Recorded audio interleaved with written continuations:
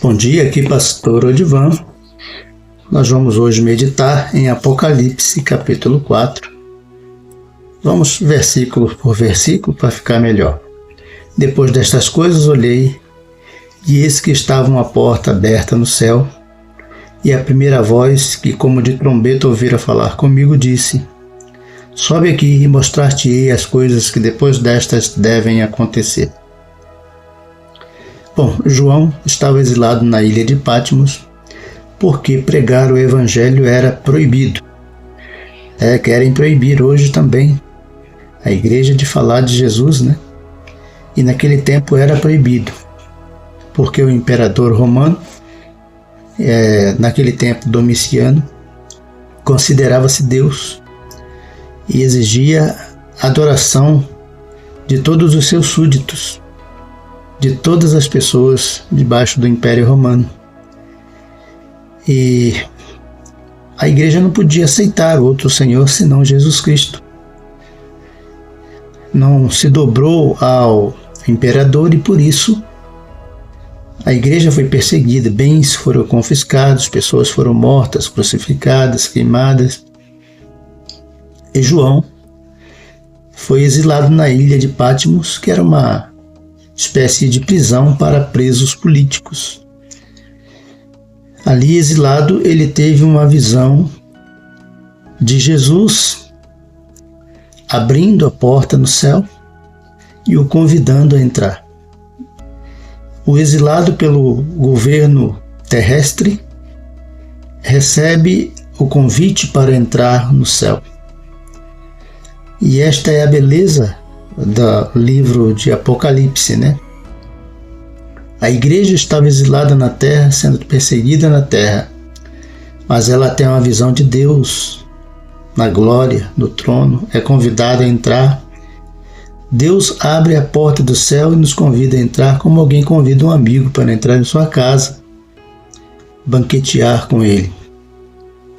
Porque é isso que realmente somos, aquele que crer em Cristo é para Deus. É como filho, é como íntimo. Então, depois dessas coisas, olhei e eis que estava uma porta aberta no céu. O Apocalipse usa uma linguagem simbólica, é uma característica da linguagem apocalíptica. E essa porta aqui, ela tem muito significado. Jesus havia dito para a igreja de Filadélfia, capítulo 3, versículo 7, né, em diante: Eu tenho a chave de Davi, sou santo, verdadeiro, tenho a chave de Davi. O que abre ninguém fecha, e fecha ninguém abre, e diante de ti pus uma porta aberta que ninguém pode fechar. E que porta é essa? É essa porta, a porta do céu, a porta que abre o acesso para a presença de Deus, para a intimidade com Deus. E Jesus havia dito que ele mesmo é a porta. Além dele ter a chave, ele também é a porta. Em João capítulo 10, versículos 7 e 9, ele diz: Eu sou a porta das ovelhas. Quem entrar por mim entrará e sairá e achará pastagens. Jesus é a porta. Assim como ele é também o caminho para chegar ao céu, para chegar à presença de Deus. Ele disse em João 14, versículo 6, Eu sou o caminho, a verdade e a vida, ninguém vem ao Pai a não ser por mim. Então Jesus é todo o acesso que nós temos para Deus e ele é acesso único e absoluto. Quem estiver pensando em outros acessos através da religião, através da caridade, está muito enganado. Está perdendo tempo, e um tempo precioso, e há de perder a sua vida, porque o acesso é Jesus. Este é o caminho que Deus construiu neste mundo. O apóstolo Pedro e João, em Atos 4, versículo 12, diz: E em nenhum outro há salvação, porque debaixo do céu nenhum outro nome foi dado entre os homens, pelo qual devamos ser salvos.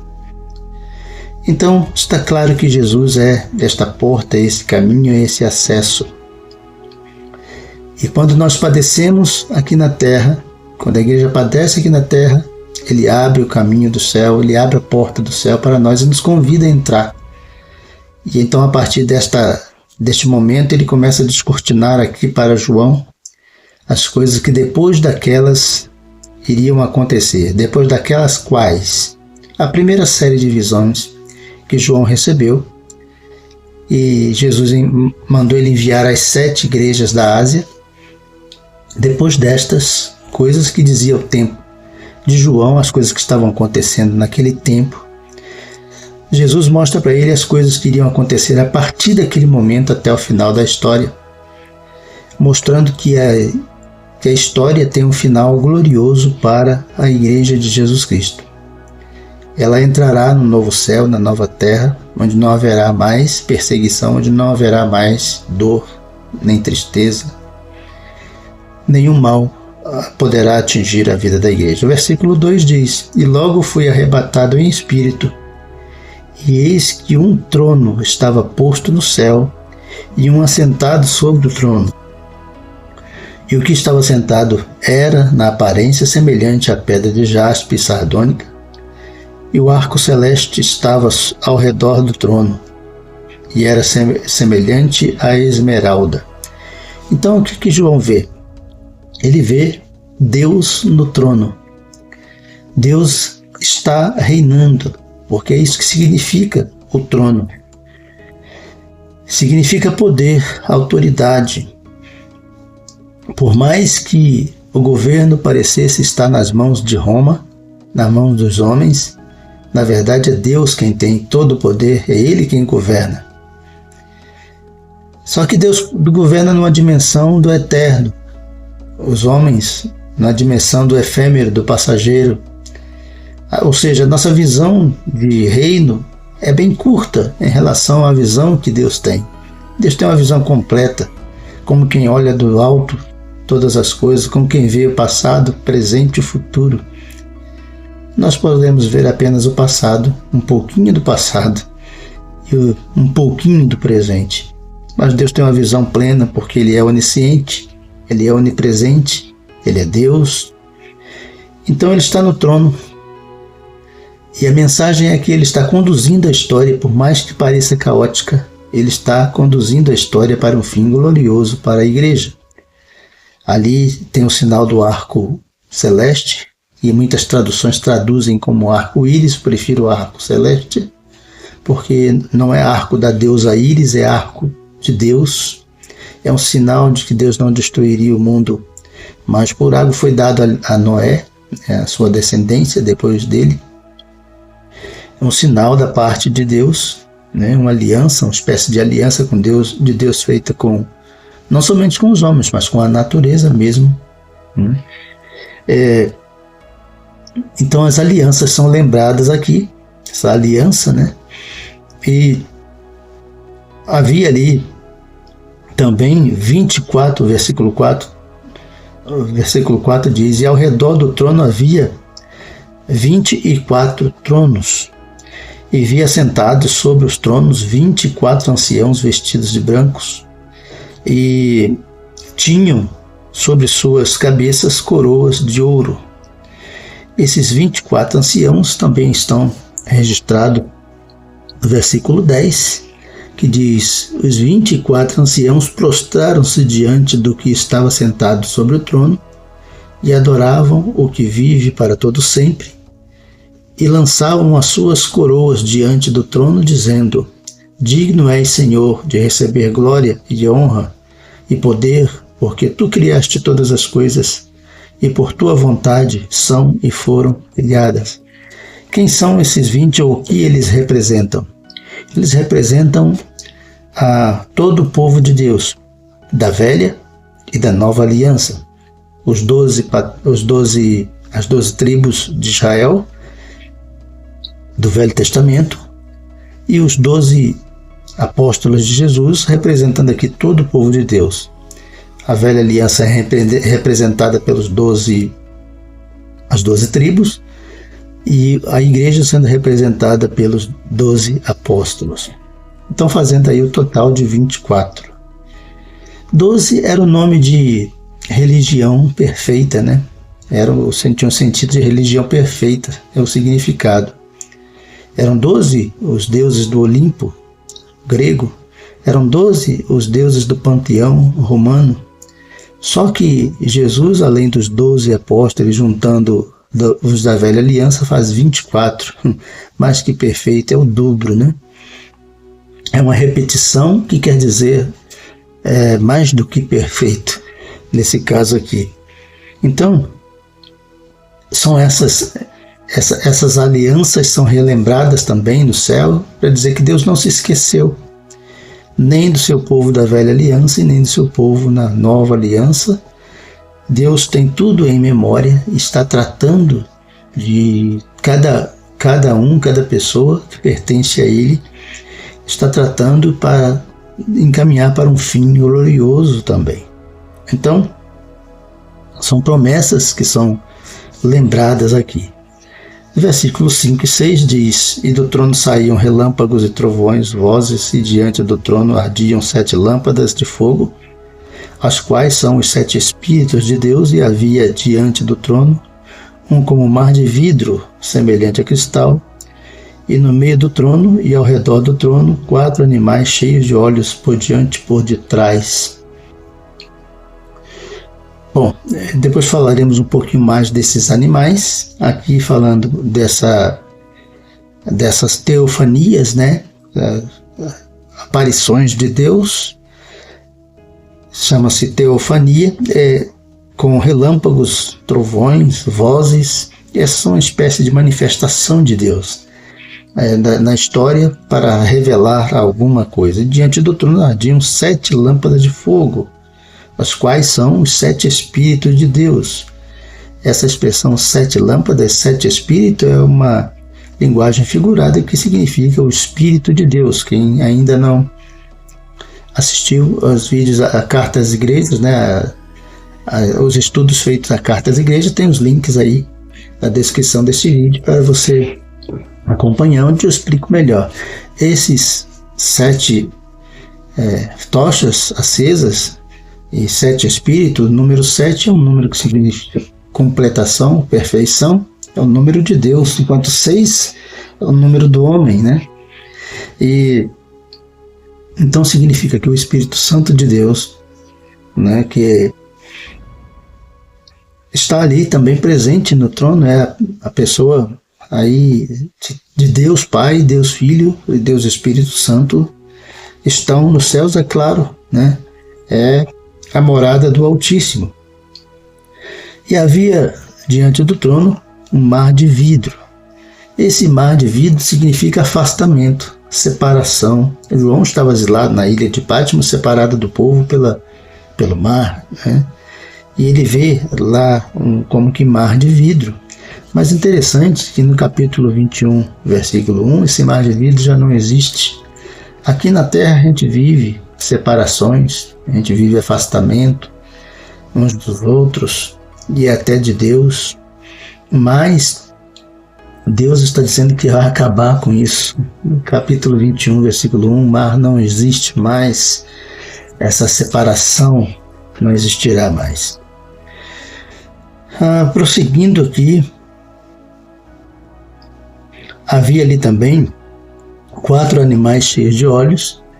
Versículo 7 diz: o primeiro animal era semelhante a um leão, e o segundo animal semelhante a um bezerro. Tinha o terceiro animal o rosto como que de homem, e o quarto animal era semelhante a uma águia voando.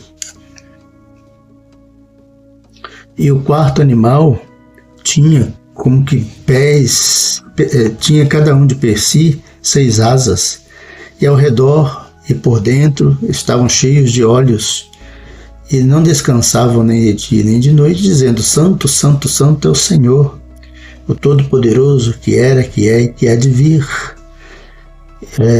E quando os animais davam glória e honra e ações de graças ao que estava sentado sobre o trono,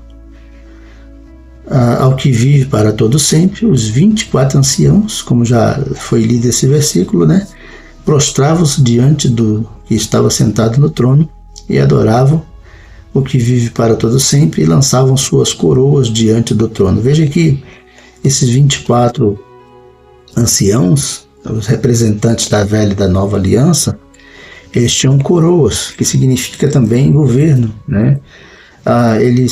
Porque a Bíblia diz que os salvos reinarão com Cristo, né? Paulo fala que os cristãos, os seguidores, os discípulos de Cristo, julgarão o mundo, né? Julgarão até os anjos, no caso, os anjos caídos, no caso, né? Então, essas coroas significam autoridade, poder.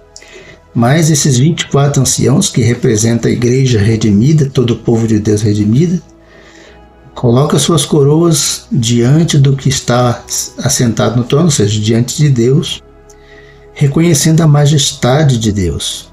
Eles adoram a Deus, entregando as suas coroas, ou seja, rendendo-se à autoridade de Deus, absoluta de Deus. E é isso que a igreja faz, é uma espécie de adoração. Aliás, esta é o sentido da adoração. Quando nos rendemos diante de Deus, reconhecendo a majestade dele, reconhecendo que dele é a autoridade e o poder.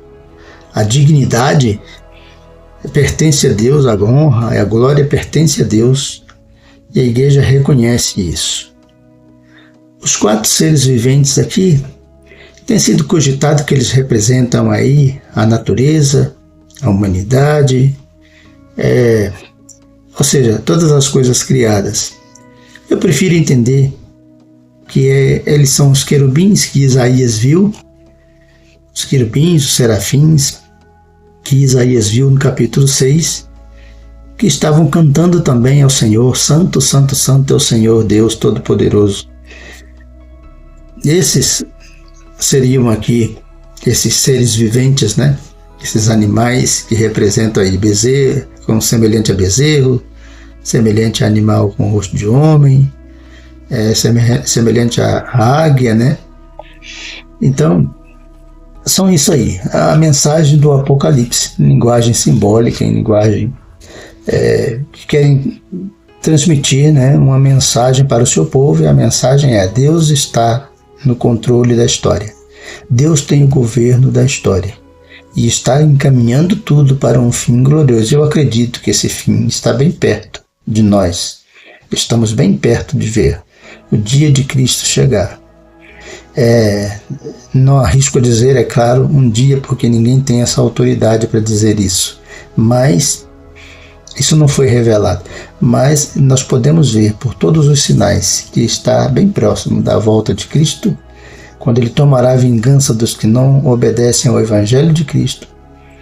E estes sofrerão eterna perdição, banidos da face de Deus e do seu poder. Mas os que estiverem em Cristo entrarão nos céus, onde não haverá mais choro, mais lágrima, onde não haverá mais dor, não haverá mais perseguição. A porta do céu estará aberta para entrarmos na presença de Deus, para uma existência, para uma vida eterna.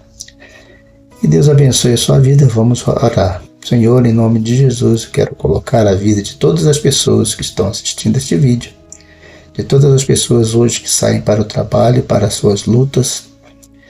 Que o Senhor guarde e proteja cada um, abençoe o nosso país, tenha compaixão do nosso país, abre os olhos espirituais do nosso povo, tira a cegueira espiritual, abençoe os missionários no campo, abençoe as igrejas, os pastores das igrejas, para que preguem a Tua palavra no poder do Teu Espírito, para que vislumbrem o céu, para que abra, Senhor, as portas dos céus, para que possamos ver mais e mais da Tua glória. Eu te peço, Senhor, que abençoe a todos aqueles que estão no leito de hospital, sofrendo dores, enfermidades. Tem piedade, Senhor. Eu te agradeço porque o Senhor abriu este caminho, este acesso para estarmos diante de Ti através de Cristo Jesus, que é o Salvador, aquele que tem a chave, que é santo e verdadeiro, único, absoluto caminho para Ti. Em nome dEle, em nome de Jesus, recebe a minha oração. Amém. Deus abençoe o seu dia.